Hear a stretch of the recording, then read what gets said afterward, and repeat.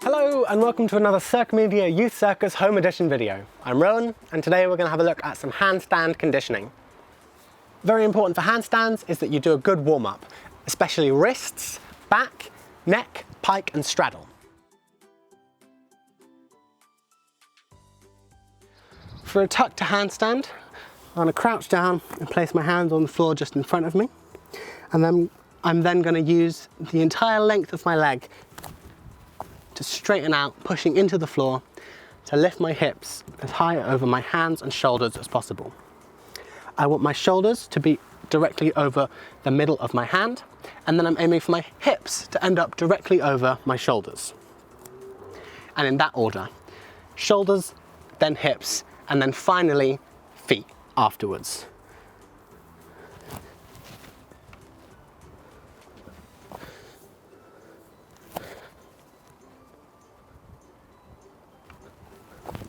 I'm making sure that when I go up, I'm opening the angle of my shoulder to as close to a straight line with my body as possible. If my shoulders are a little bit closed, which is what we call the angle when they're not at 180 degrees with your body, then I'll have to end up diving my shoulders forward, which will put me into a strange balanced position. A bit like this. It's possible to do, but it requires more strength and it's more dangerous to fall out of. If I'm here, I can easily tuck and roll.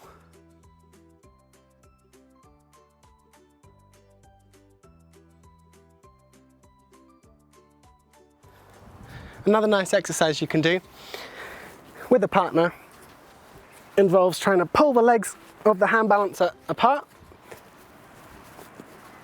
While in a handstand, you have to try and squeeze everything as tight and tall as possible. So resisting this kind of brutality will help with your handstands massively. You can again do this one timed, perhaps 20 seconds.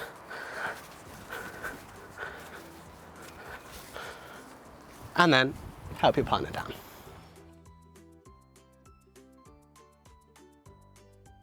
For a third exercise, we're going to do an endurance handstand hold. Again, this time will be up to you. I'm going to try for 1 minute. You can do this up against a wall, or if you're comfortable with freestanding handstands, try it freestanding.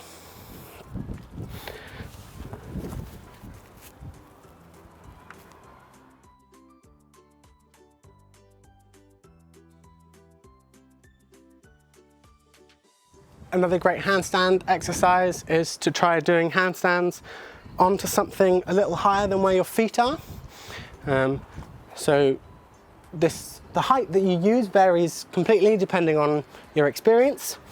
This is a fairly small height for me, but it might be too big a height for somebody else to start with.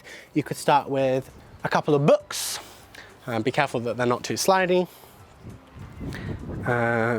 Avoid rusty nails and splintery wood at all costs. I can try tucking or straddling up. Careful of the birds. I could also try piking up.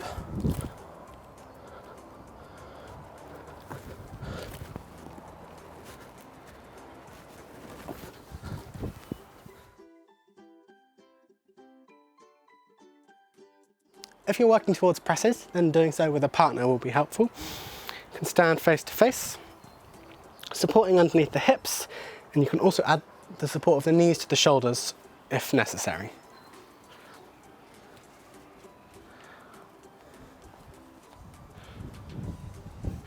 You can allow them to do a little bit more of their own work on the way down, as this is a good time to learn the pathway and the muscles needed for the press up. It's important in a press to make sure your hips are coming up over your shoulders before you lift your toes. This is where the active pike and straddle flexibility comes in really useful. One more.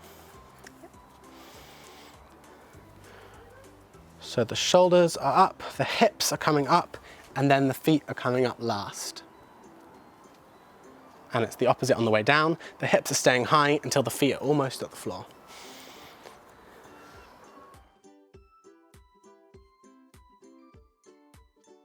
Another exercise to do in a handstand, which can be done free or with a spotter, is transitioning in and out of tucks or straddles or both while balancing in your handstand.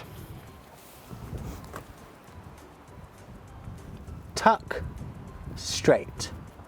Straddle, straight. Tuck, straight. Straddle, straight. Do try this at home.